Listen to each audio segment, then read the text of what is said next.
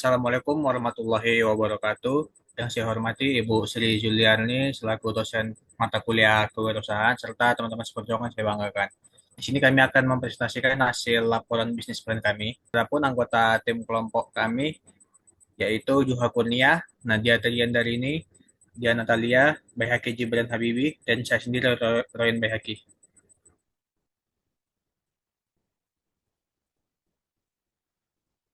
Baik, untuk pembahasan selanjutnya yaitu latar belakang.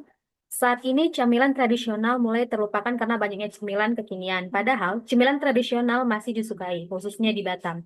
Deliskon hadir menawarkan jagung rebus khas Jawa Barat dengan berbagai rasa unik dan inovatif. Untuk bisa bersaing, kita perlu analisis pasar, strategi promosi, dan siap menghadapi resiko. Dan selanjutnya yaitu di sini ada identifikasi masalah. Yang mana dari analisis kami menemukan beberapa hal yang perlu diperbaiki. Produk saat ini masih dominan rasa manis dan gurih. Belum ada pilihan sehat, padahal tren makanan sehat sedang naik daun.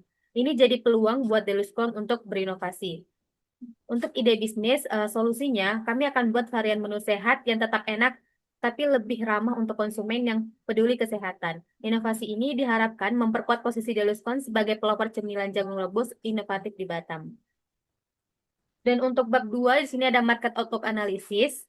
Yang pertama di sini ada trade of potential interest atau ancaman pendatang baru yang mana modal kecil dan teknik produksi mudah ditiru jadi tantangan. Deliskon harus menjaga keunikan agar tetap unggul. Yang kedua ada trade of substitute products and service atau ancaman produk pengganti.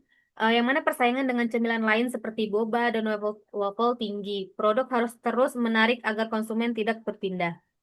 Yang ketiga di sini ada supplier bargaining, yang mana pemasok banyak dan fleksibel. Jadi Deluskon bisa pilih harga dan kualitas terbaik.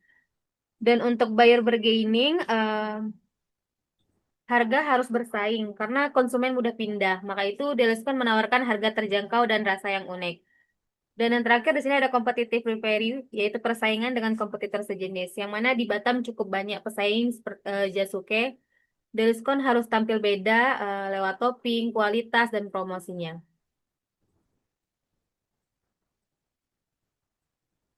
Untuk analisis pastel di sini dibagi menjadi 6. Yang pertama itu ada politik, yang mana Deliskon sudah punya NIB dan didukung program Wirausaha Merdeka, tapi belum proses halal MUI.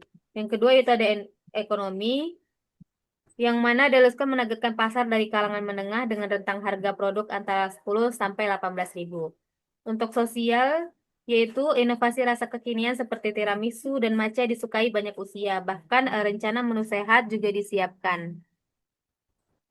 Yang keempat ada teknologi, yang mana Deskon itu aktif berpromosi melalui media sosial, khususnya di Instagram dan TikTok.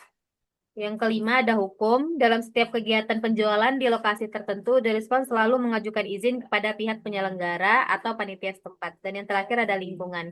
Deskon saat ini menggunakan kemasan paperboard dan plastik biasa, namun belum beralih ke bahan ramah lingkungan.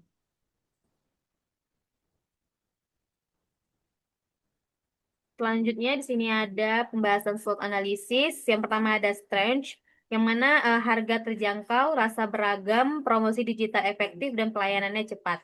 Untuk kelemahannya itu ada produk mudah ditiru dan tidak tahan lama, bahan baku masih dibeli atau mudah.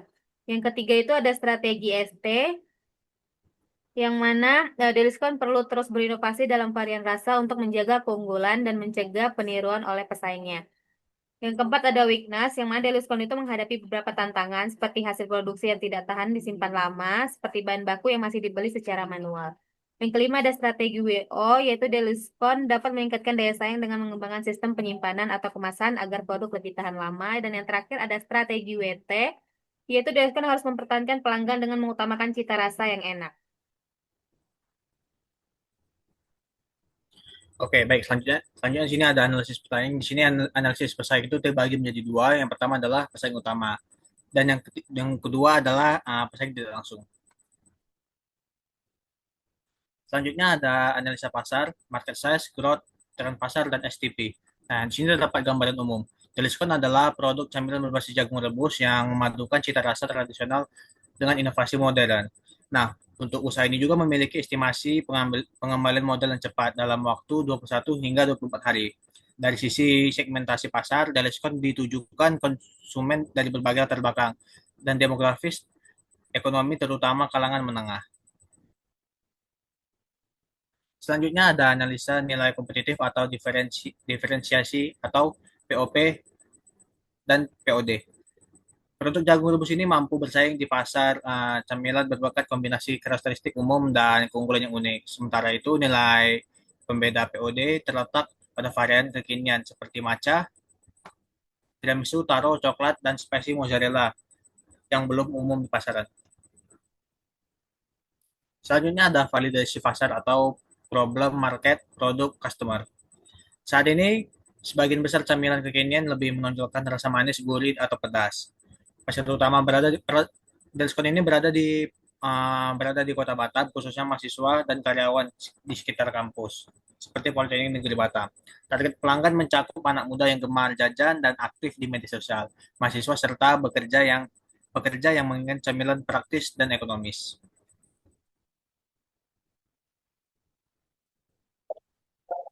Oke, selanjutnya di sini ada bab 3 yaitu business creation.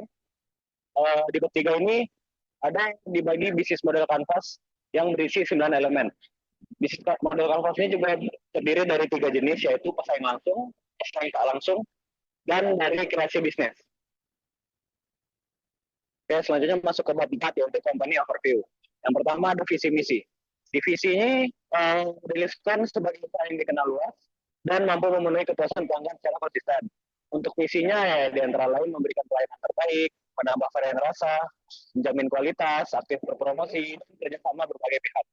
Untuk brand identitinya tertera di sini gambarnya dengan slogan manisnya pilihan dan pedasnya keseruan. Warna brandnya juga dijelaskan. Dan untuk warnanya itu ceria modern dan mudah diingat. Next. Selanjutnya ada produk yang biasa. Diskon disajikan dengan kategori plastik dengan 2 porsi, yaitu yang medium dan yang dijual dengan sistem PO. Untuk menu-menunya di sini. Lalu selanjutnya ada struktur dan tipe bisnis. Strukturnya itu usaha mikro, jenisnya dagang makanan ringan, dan untuk legalitasnya izin RT, PIRT, dan sertifikat halal MUI. Struktur organisasinya juga dibagi menjadi ada direktur, keuangan, pembelian, pemasaran, dan produksi. Ya, struktur Deliskon ini dibuat sederhana, karena usahanya masih baru. Deliskon belum menerapkan sistem pengajian tetap. Semua anggota bekerja secara sukarela untuk membangun usaha bersama. Nah, nanti kalau usahanya sudah stabil dan menghasilkan keuntungan, hasilnya akan dibagi rata sesuai kesepakatan tim. Sistem ini dipilih supaya berjalan. Untuk selanjutnya itu bisnis plan baruan pemasaran 7P. Yang pertama produk. Untuk produknya itu jagung rebus dalam cup dengan varian rasa kekinian. Untuk harganya itu kisaran harga 13.000 sampai 16.000. Untuk tempatnya itu Deliskon menggunakan sistem pre-order atau PO. Untuk promosinya kami melakukan promosi melalui media sosial seperti Instagram dan TikTok. People Deliskon dijalankan oleh 5 orang dengan peran yang berbeda. Untuk prosesnya itu dimulai dari menerima pesanan lewat media sosial sampai pengantaran ke pembeli. Physical evidence kami menggunakan kemasan paper bowl dengan tutup mika dan sendok plastik yang tampilannya estetik. Next. Rencana operasional untuk hukum dan legalitasnya itu Deliskon sudah memiliki NIB dan akan mengajukan perizinan PIRT dan MUI. Lokasi dan dana usaha Deliskon dilakukan secara fleksibel melalui booth portable. Untuk skala operasi dan jadwal produksi, Deliskon merupakan usaha mikro dan kapasitas produksi kurang lebih 205 cup per bulan. Untuk aktivitas bisnisnya itu operasional usaha ini dirancang secara sederhana namun terstruktur. Next.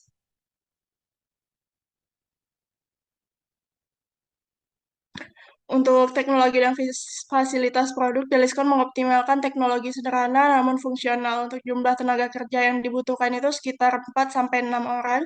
Dan untuk tata kelola rantai pasok itu, Deliskon menerapkan rantai pasok yang sederhana dan fleksibel sesuai kebutuhan.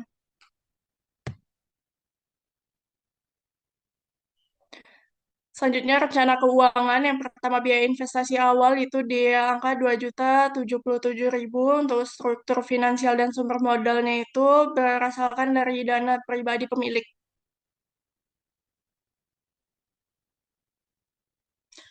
estimasi biaya produksi dan harga produk atau layanan. Untuk analisis biaya tetapnya itu 495.000, untuk analisis biaya tidak tetapnya itu 1.582.000, untuk HPP porsi mantul 11.380, untuk HPP porsi yam-yam itu 9.560.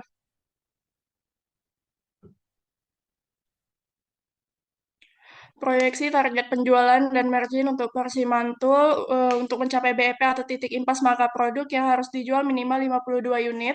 Keuntungan yang diperoleh dengan menjual 10 cup porsi mantul dengan harga 16.000 cup dalam 1 bulan adalah 455.200. Modal akan kembali dalam jangka waktu 24 hari.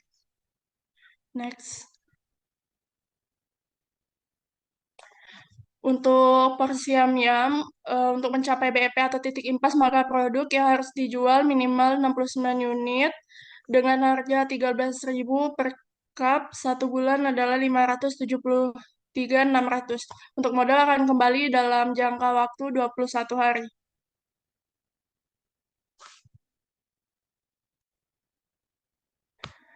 Profit loss projection. Yang pertama, income statement di tahun ketiga itu di 2.371.802.000. Untuk neraca atau balance sheet-nya itu di tahun ketiga 8.545.882. Untuk cash flow di tahun ketiga 8.545.882. Untuk payback periodenya itu total investasi awal 2.077.000, laba bersihnya di per bulan di tahun 2025 383.000. Jadi untuk payback periodenya itu kurang lebih 5 bulan. Baik, selanjutnya yaitu ada job desk masing-masing anggota kami. Yang pertama itu Dia Natalia yang bertanggung jawab untuk menjadi penanggung jawab utama dan membuat keputusan. Yang kedua, Juha Kurnia Dwi Rizky untuk mencatat setiap transaksi keuangan dan membuat laporan. Yang ketiga ada Nadia Triandarini bertanggung jawab dalam menyusun dan melaksanakan strategi pemasaran. Baihaki Gibran Habibi bertanggung jawab atas pengadaan bahan baku dan peralatan produksi. Dan yang terakhir ada Royan Baihaki yang bertanggung jawab dalam mengelola proses produksi dan memastikan standar kebersihan dan kualitas produk. Selanjutnya ada strategi pemasaran.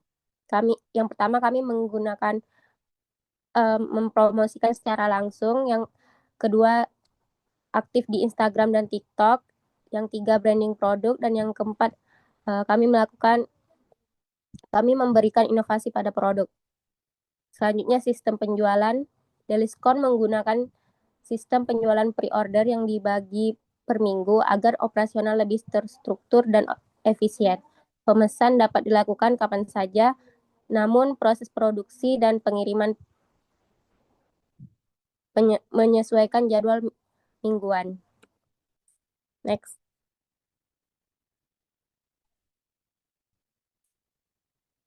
Berikut lampiran bukti proses dan jumlah produksi. Di batch pertama kami menjual 40 pieces, batch kedua 36 pieces, batch ketiga 42 pieces, batch keempat 44 pieces, batch kelima 52 pieces, dan yang batch keenam kami menjual 36 pieces.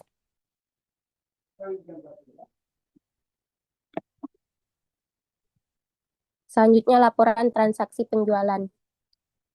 Dengan total penjualan sebesar 3.550.000. Laporan arus kas dengan jumlah total arus kas 3.550. Total arus kas keluar sebanyak 2.613.250 dan arus kas bersih sebesar 936.750 rupiah. Berikut laporan laba rugi. Total HPP sebesar 2.572.000 dan total penjualan sebesar 3.550.000 dengan keuntungan bersih per bulanan sebesar 978.000.